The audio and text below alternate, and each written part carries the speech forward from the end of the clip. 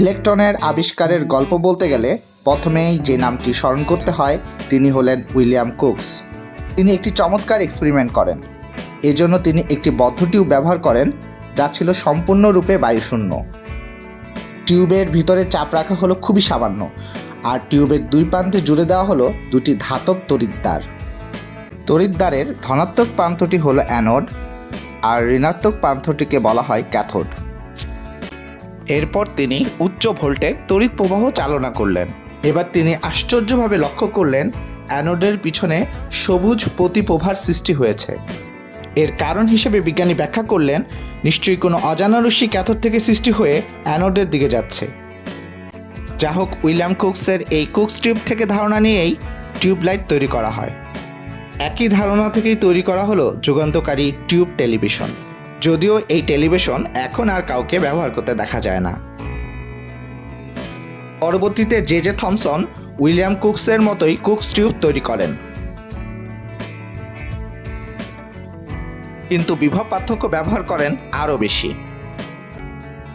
এবার তড়িৎ প্রবাহ চালনা করলে স্পষ্টত উজ্জ্বল রশ্মি তৈরি হলো, যা ক্যাথোড থেকে অ্যানোডের দিকে যাচ্ছিল, এবং অ্যানোডের প্রান্তেও উজ্জ্বল সবুজ প্রতিপ্রভা সৃষ্টি করলো। ক্যাথোড থেকে তৈরি হওয়ায় বিজ্ঞানী থমসন এই রশ্মির নাম দেন ক্যাথোড রশ্মি।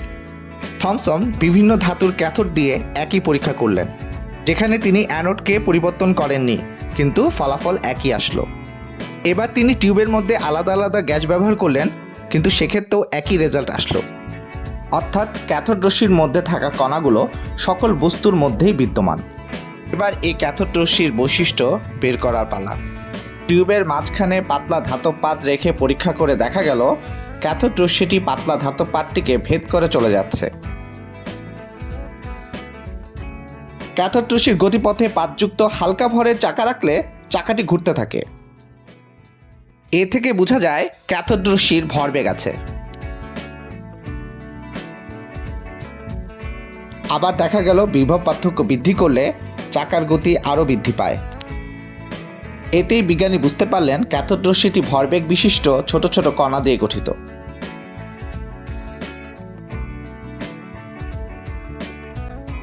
আবার ক্যাথোড রশ্মির গতিপথে অস্বচ্ছ বস্তু রাখলে বিপরীত প্রান্তে বস্তুটির প্রচ্ছায়া তৈরি হয়। ক্যাথোড রশ্মির দুই পাশে ধনাত্মক এবং ঋণাত্মক তড়িৎ ক্ষেত্র রাখা হলে ক্যাথোড রশ্মিটি শুধুমাত্র ধনাত্মক তড়িৎ ক্ষেত্র দ্বারা আকর্ষিত হয়ে বেঁকে যায়।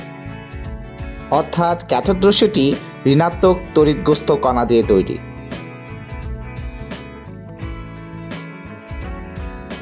বিজ্ঞানী স্টর্নি এই ক্যাথোড রশ্মিটির প্রথম নামকরণ করেন ইলেকট্রন।